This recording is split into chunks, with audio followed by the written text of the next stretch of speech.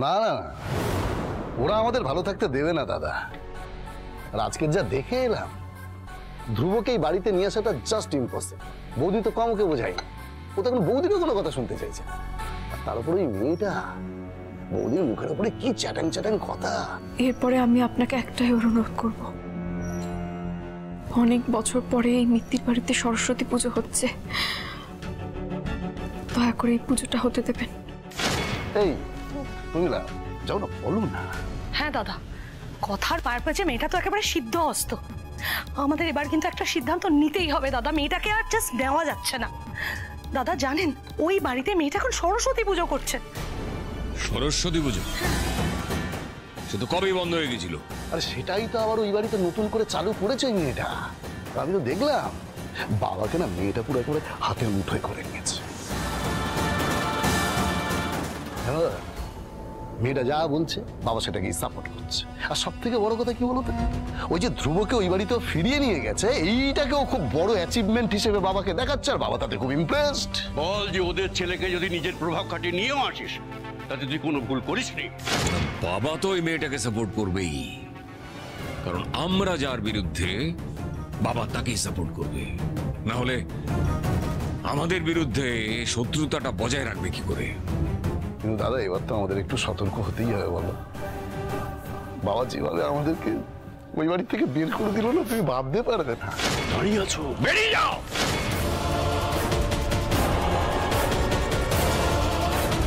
বেরিয়ে যাও তোমরা সব।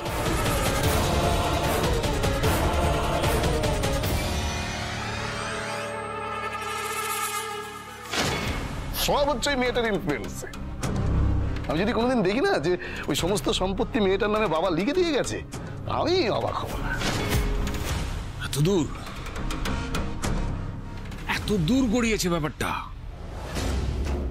না না, এবার তোকে থামাতেই হবে। যে করেই হোক থামাতে ওকে হবে।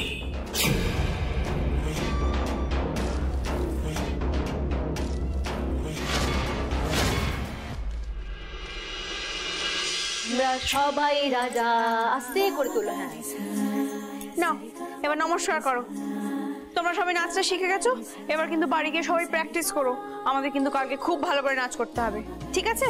টাটা টাটা, বাই বাই, সাবধানে যেও।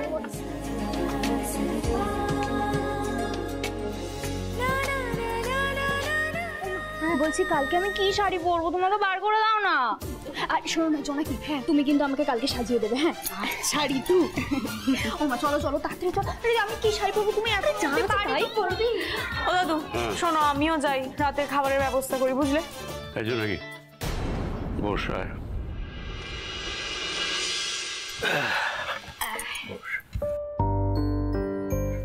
জোনাকি, তোর কাছ থেকে আমি অনেক কিছু পেয়েছি। তোর মতো একটা নাতনিকে আমি পেয়েছি। তুই এই বাড়িটাতে প্রাণ দেওয়ার চেষ্টা করছিস। আর এই যে সরস্বতী পুজোটা হচ্ছে, এটা তো তোরই জন্য। আচ্ছা তুই আমাকে একটা কথা বলতো, তুই যে বলেছিলি যে মিত্তির বাড়িকে এক করবি, তার কি হলো? আমি জানি দাদু, তবে এই কাজটা যে কতটা কঠিন তুমি তো জানো, বলো। এটা একদিন দুদিনের কাজ নয়, আমার একটু সময় লাগছে দাদু। মানুষের মন পাল্টানো, তাও আবার তোমার ছেলেদের, একটু সময় লাগবে গো। সময় আমি তোকে দেবো, কিন্তু আমাকে কথা দিতে হবে, আমি যেটা বলবো সেটা তুই করবি। আবার কি বলবে তুমি? এই মিত্তির বাড়িটাকে এক করার জন্য না, আমার মাথায় একটা বুদ্ধি এসছে। বুদ্ধি? হ্যাঁ বুদ্ধি। ধরো দাদা, আমরা যদি এখন সবাই মিলে গিয়ে ওই নীলমাধবপুরের বাড়িতে উঠি। কি না, আমি বলছি যতদিন না পর্যন্ত ওই মেয়েটাকে ধ্রুবর জীবন থেকে আমরা পার্মানেন্টলি বের করে দিতে পারছি, ততদিন কিন্তু আমার মনে হয় যে আমাদের ওখানে পড়ে থাকাটা দরকার। বাবা দেখো, আমি তোমাকে আগেই বলে দিচ্ছি, আমি কিন্তু এসবের মধ্যে একদমই নেই। আরে বাবা, ইফ ইট ওয়াজ অ্যাবাউট একদিন দুদিন তাও ভাবা যেত, পার্মানেন্টলি কি করে থাকবো? Are you crazy or what? আরে তুই থাম তো, আমি কি ওখানে বেড়াতে যাচ্ছি? আমার কোনো শখ নেই ওই ভাঙা বাড়িটা গিয়ে পড়ে থাকার। আচ্ছা তুমি যে যাবে বলছো, কতদিনের জন্য যাবে? আমরা এইভাবে কাজকর্ম ছেড়ে ওখানে গিয়ে কি পড়ে থাকতে পারবো? আর তাছাড়া এই নীলমাধবপুরের কথা শুনলে আমার কেমন সাফোকেটিং লাগে। তোমার বাবা যদি আবার যাওয়ার পর আমাদের দূর দূর করে তাড়িয়ে দেয় তখন কি হবে বলো তো? ঠিক আছে দাদা, কি হবে? না না, ওই মেয়েটাকে আর বাবার মাথার উপরে চড়তে দেওয়া যাবে না। ও চায় আমাদের ওখানে যাওয়া বন্ধ হয়ে যাক।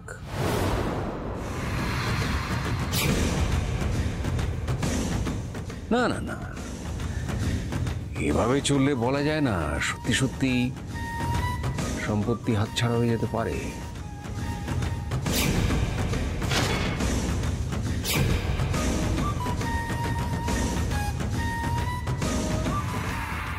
আমি ভেবেছি আমার সমস্ত সম্পত্তি আমি তোর নামে লিখে দেবো।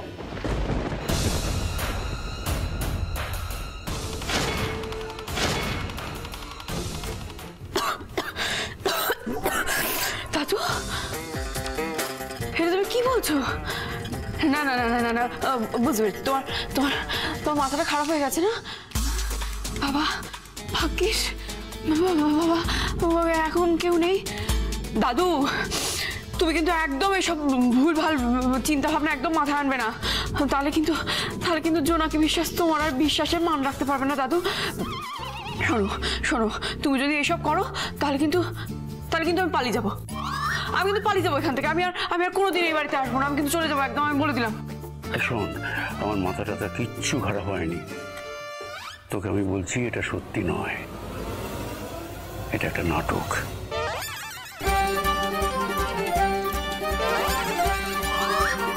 নাটক? তুই তো নিজেই ওদের বাড়ি থেকে চলে যেতে বললি। মানে আমি তোর নামে সম্পত্তি লিখে দিচ্ছি, এই কথাটা আমি আমার ছেলেদের কানে তুলতে চাইছি। ওরা এমনিতেই ভয় পেয়ে আছে, তুই আমাকে হাত করে আমার সমস্ত কিছু লিখিয়ে দিবি। তারপরে এই কথাটা যদি সত্যি হয়ে ওদের কানে পৌঁছয় তাহলে প্ল্যানটা বাজিমাত। ওরা হুড়মুড় করে এসে যদি এই মিত্তির বাড়ি সদর দরজার না আমত্তি দিয়েছে তো আমার নাম সুধাচরণ মিত্তির নয়। না না না না না না, এই নাটকটা আজ যাই হোক খুব খুব খারাপ নাটক। আমি বুঝতে পারছি তোমার শরীর গরম হয়ে গেছে না? ঠিক আছে, তুমি চেপে যাও। আমি রাত্রিবেলায় মেথি মৌরি মিশ্রির জল ভিজিয়ে রাখবো, তুমি কালকে সকালবেলা খেও। হ্যাঁ দাদু, দাদু এই নাটকটা তুমি একদম করতে চাও না, তাহলে সর্বনাশ হয়ে যাবে। দাদু তুমি থাম তো। সর্বনাশ কিচ্ছু হবে না। তুই মিত্তির বাড়িকে এক করার মতো একটা কঠিন মিশনে নেমেছিস, সামান্য এই নাটকটা করতে পারবি না? ওই বজ্জাত রঘু রায়কে ধরবার জন্য কত রকম ছদ্মবেশ ধরলি, কত রকম নাটক করলি, তো এই বেলায় পিছিয়ে যাচ্ছিস কেন? ও দাদু, আমি নাটক করতে ভয় পাচ্ছি না, কিন্তু এই নাটকটা করতে গিয়ে যদি হিতে বিপরীত হয়? না না না, হবে না। আমি আমার ছেলেদের হারে হারে চিনি। শোন, আমি তোকে বলছি এটাই একমাত্র উপায় আমার এই কুলাঙ্গার ছেলেদের হিরির করে এই বাড়িতে টেনে আনার, বুঝছিস? তো দিদাকে তো দেখেছিস কিভাবে অপেক্ষা করে থাকে তার ছেলেদের জন্য। তো দিদার মুখে হাসি ফুটবে। আমি তো বুঝি শত কষ্টেও তার বুক ফাটে, কিন্তু মুখ ফুটে না। আরে আমি তো চিৎকার করে আমার রাগ উগরে দিতে পারি, কিন্তু তোর দিদা সে তোর ভেতরে ভেতরে কষ্টে গুমড়ে মরে। এই বাড়িতে আমি, তুই আর দিদা যেমনটা ভেবেছি ঠিক তেমনটাই হবে। তুই আমার জন্য এইটুকু করতে পারবি না? মৃত্যুর বাড়ি হই হই করছে, সমস্ত পরিবারটা হই হই করছে, তুই পারবি না আমার জন্য এইটুকু করতে?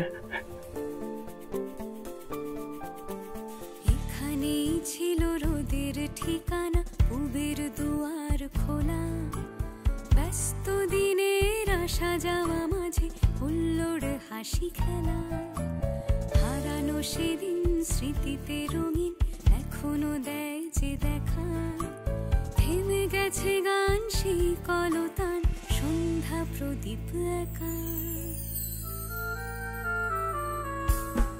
তবু আশা জোনাকি আমার জন্য রেখে দেবে কিন্তু।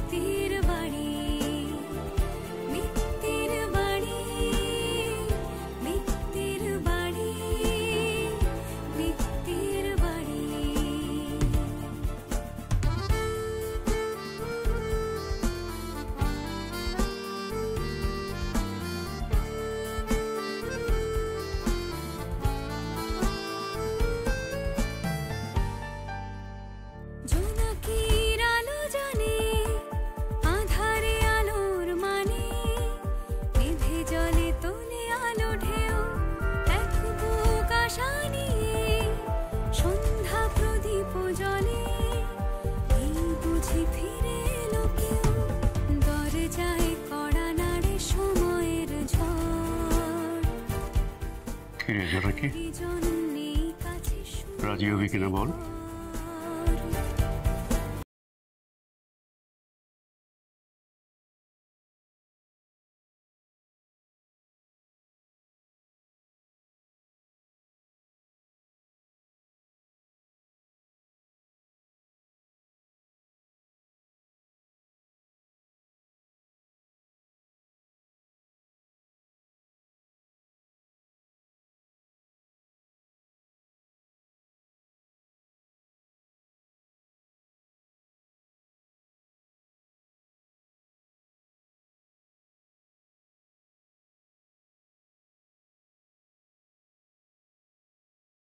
সব বদনাম মাথা পেতে নেব। এরপর হয়তো আমাকে নাতিবাবুর জীবন থেকে সরাতে চাইবেন, এই বিয়েটা ভেঙে যাক।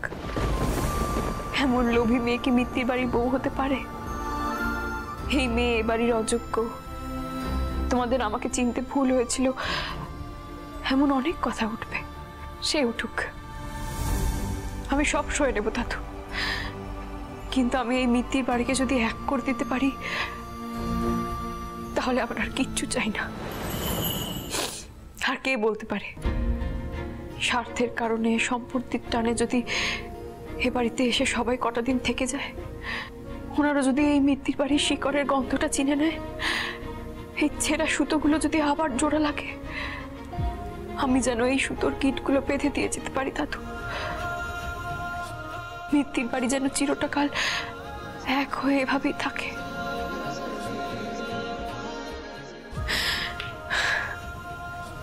জোনাকি বিশ্বাসের এই বিশ্বাস যেন সত্যি হয় দাদু।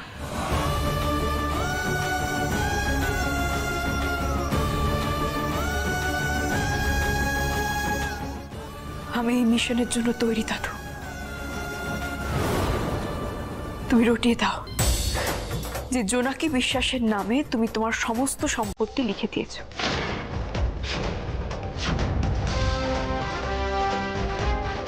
জোনাকি বিশ্বাস,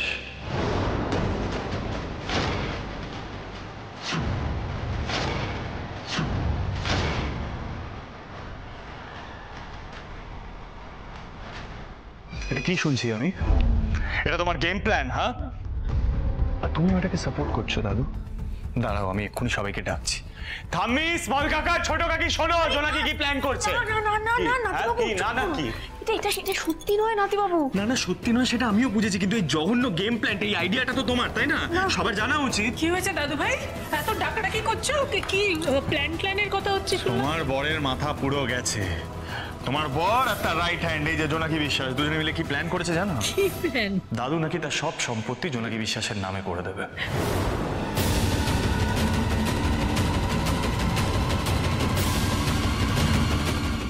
আর এই কথাটা তোমার দুই ছেলের মধ্যে রটাতে হবে, তাতে তারা ইনসিকিউর হয়ে মিত্তির বাড়িতে চলে আসবে। বুঝতে পারছো? এটা কমপ্লিট প্ল্যান। এটা তো জব্বর প্ল্যান। কাম অন স্মল কাকে, এটা সাপোর্ট করো না প্লিজ। সাপোর্ট করছি, তার তুই এদিকে শোন।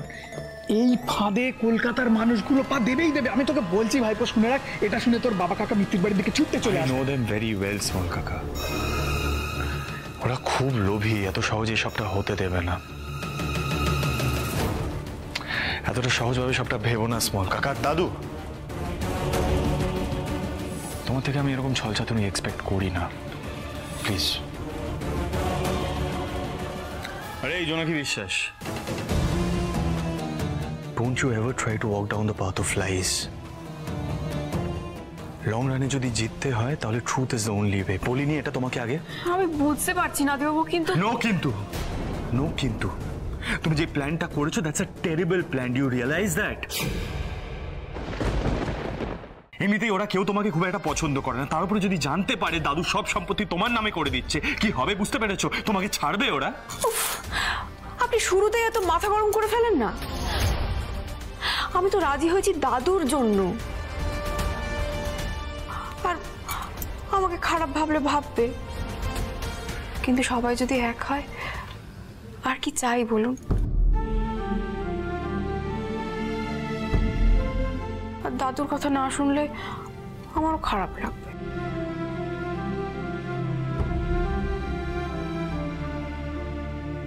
তুমি দাদুর কথায় শক করবে? হ্যাঁ, নিজের বিবেক বুদ্ধি আইডিওলজি কিচ্ছু নেই। হ্যাঁ, সব হারিয়ে গেছে। শোনো জোনাকি, তুমি যে প্ল্যানটা করেছো সেটা খুব খারাপ plan. I won't let you be a part of this plan. তুমি কিচ্ছু করবে না, জাস্ট মাথা থেকে বার করে দাও এটা। এই যে ধ্রুবমিত্তির,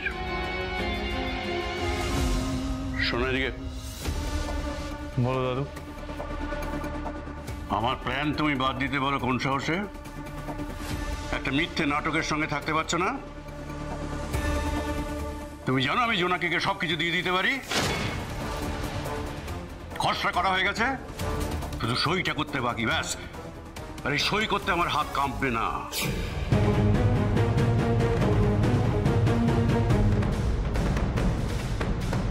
আমাকে তাতিয়ে দিলে কিন্তু ফল ভালো হবে না, বলে দিলাম। তুমি তোমার প্রপার্টি, তোমার সম্পত্তি কার নামে লিখে যাবে সেটা সম্পূর্ণ তোমার বিষয় দাদু। আমার এইসবের মধ্যে কখনো কোনো ইন্টারেস্ট ছিল না, নেই, থাকবেও না। আমি একটাই কথা বলছি, আমি শুধু জোনাকি বিশ্বাসকে এসবের মধ্যে বল হতে দেবো না, দ্যাটস ফাইনাল। আচ্ছা, তুমি যে এইরকম একটা প্ল্যান করলে সেটাতে তোমার ছেলেরা যে আরো খেপে যাবে, এটা একবার ভাবলে না? আরে জোনাকিকে তো তারা আরো খারাপ ভাববে, আরো অপমান করবে। সেটাই তো বলছি ঠাম্মি, এটাই তোমার বরকে বোঝাও, কিছু তো বুঝতে চায় না। একে তো এরকম একটা উইয়ার্ড প্ল্যান, তার উপরে এই যে জোনাকি বিশ্বাস আছে ধোয়া দিতে। শোন ভাইপো, দেখ আমি তো দুনিয়াটা কম দেখলাম না।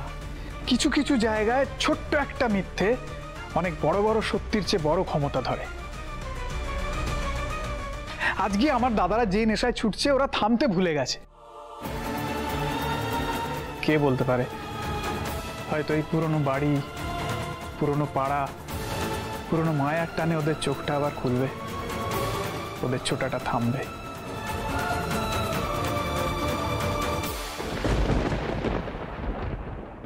আচ্ছা তুই একটা কথা বল আমাকে, তুই তোর বাবার স্নেহ, ভালোবাসা এগুলো মিস করিস তো? হয়তো তুই তোর সেই হারিয়ে যাওয়া বাবাকে আবার ফিরে পেয়ে গেলি। এই মিত্তির বাড়ি সেতুটা কে জানিস তো? জোনাকি। জোনাকি আর বাবা মিলে দুটো প্রান্তকে মেলাবার চেষ্টা করছে। আমরা একটু তাতে সঙ্গ দিই না? এক হয়ে থাকার, জুড়ে যাওয়ার যে অনুভূতিটা, সেটা সবাই মিলে উপভোগ করতে ভালো লাগবে না বল?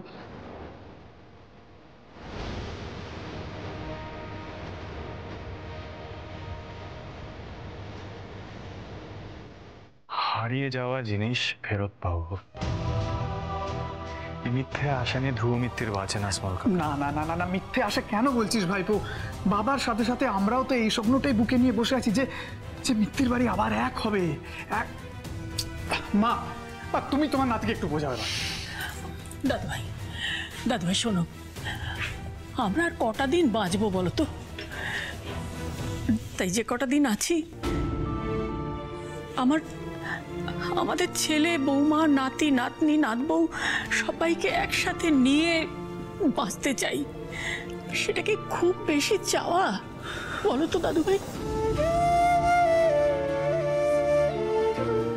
দাদুভাই, জগতের আর কোনো জিনিসে আমাদের, মানে আমার, তোমার দাদুর কোনো মোহ নেই, কোনো মায়া নেই। শুধু শুধু আমরা আপন জনেদের একসাথে নিয়ে বাঁচতে চাই।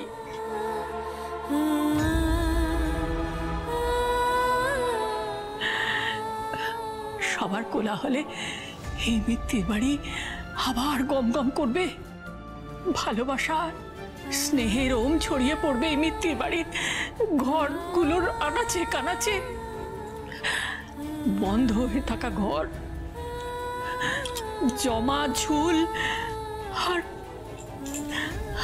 ভাঙাচোরা দেয়ালগুলো মেরামতি হবে।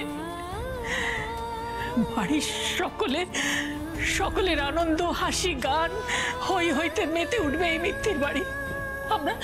আমরা শুধু সেইটুকু চাই দাদুভাই, আর কিচ্ছু না, আর কিচ্ছু না, আর কিচ্ছু না, কিচ্ছু না।